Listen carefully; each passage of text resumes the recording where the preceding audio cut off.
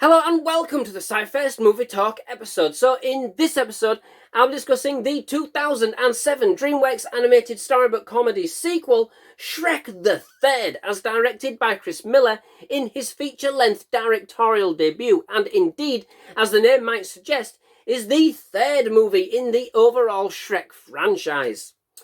Once again, we follow the title character, Shrek, as voiced once again by Mike Myers, an ogre who, this time around, is coming to terms with standing in for the King of Far, Far Away, performing royal duties alongside his wife, Fiona, as voiced by Cameron Diaz.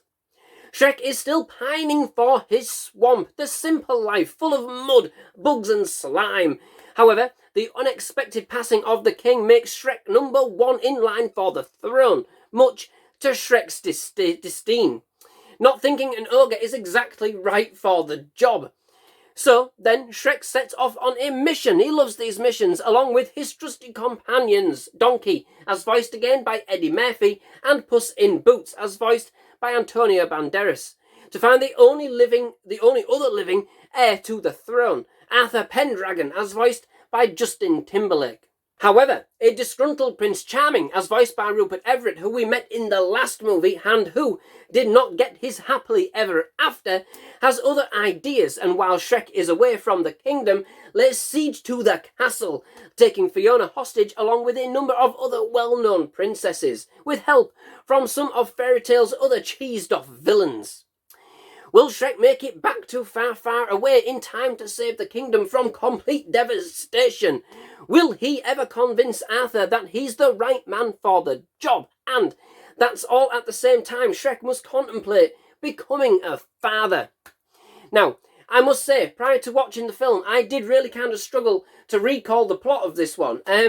Now, that either suggests my memory is going, or more likely, hopefully, that it really didn't resonate with me as much. I had the other three down, no issues however. This one, nothing, apart from the fact that I remembered somewhere there was something to do with babies, and Prince Charming ended up doing dinner theatre. That's about all I ever remembered from this. Upon a rewatch, it did all come flooding back, so I have seen it before. I just think overall, I mean, I don't know, it's still worth a laugh or two, but this one is just far less inspired than the first two movies, feeling much more run-of-the-mill and very, very recycled. Shrek's still torn in that he's an ogre. I mean, we get it, man. 3 films in, he's an ogre. Right, that's sorted. He wants his swamp. We're kind of clinging on to the ideals of the first movie in this respect, and it does feel somewhat monotonous. We have a cavalcade of characters at our disposal, yet, and although, yes, agreed, the movie is about Shrek, we seem to be stuck on so much is what now is the obvious, and for the most part even accepted by the good folk of Far, Far Away, that we kind of fail to make any other inroads into something new, something untravelled. It's a bit more corny this time around, levering jokes against more crass and bottom-feeding elements than the ever-clever use of pop culture and more relevant humour of its predecessors. It feels like it's trying too hard, but missing the point at times. There are even a number of elements that felt a bit embarrassing, to be quite fair. A couple of scenes that might be a little difficult to explain to younger children. Mildly, but nonetheless, it does go a little closer to innuendo, with jokes about hooters, bullying, mental health, and abandonment issues are all kind of creeping in this time around, making light of a number of situations it really shouldn't. I think it had some good ideas, exploring the fairy tale from the villain's perspective perhaps. That would have worked, as I feel there's just so much more to explore.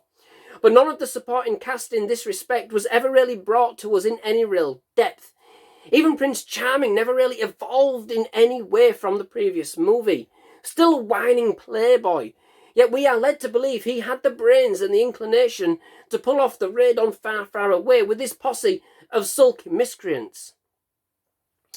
There's not quite the same level of chemistry either between Myers, Murphy and Banderas this time around.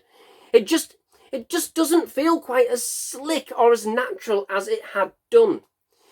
It does take on the King Arthur legend, that's the kind of main premise, but it feels plucked straight from the pages of the 1963 Disney movie Sword in the Stone, being very much more of a derivative work in that respect, not really adding anything new or original, never really stepping out of its own safety zone. But being honest, even after all of that, it's not totally terrible. It doesn't compare to its predecessors. No, not at all. It doesn't. They were very... they very rarely do, yeah?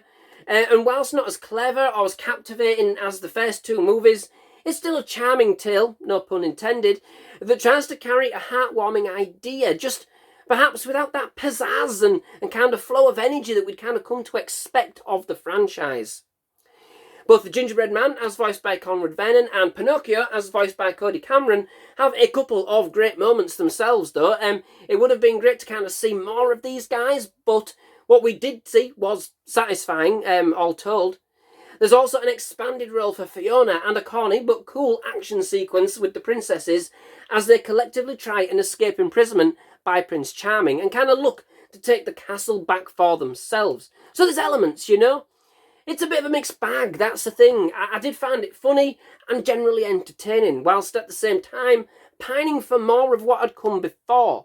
I think it certainly tried and was endearing enough. It just didn't falter on the animation again.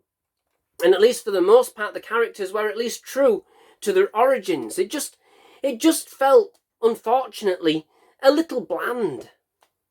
Overall, I wouldn't call this entry into the Shrek franchise necessarily disappointing.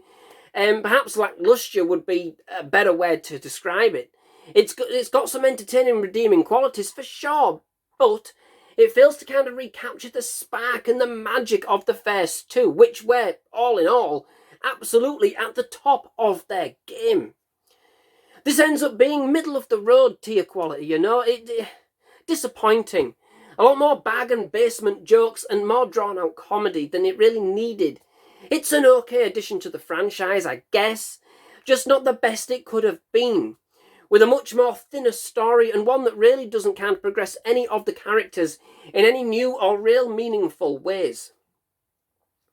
It has a big heart, and that does carry it a long way. It means well. It just doesn't really have that kind of fresh feeling or the rousing spirit it should have. So, that brings me to the end of this episode. Many thanks for watching. I do hope you've enjoyed. If you have, please do leave a like. Please do hit that subscribe button for more movie reviews, trailer reactions, and other movie-related content. Absolutely loved having you at SciFirst MovieTalk. Definitely love to have you back. Most of all, just thank you very much for watching. Goodbye.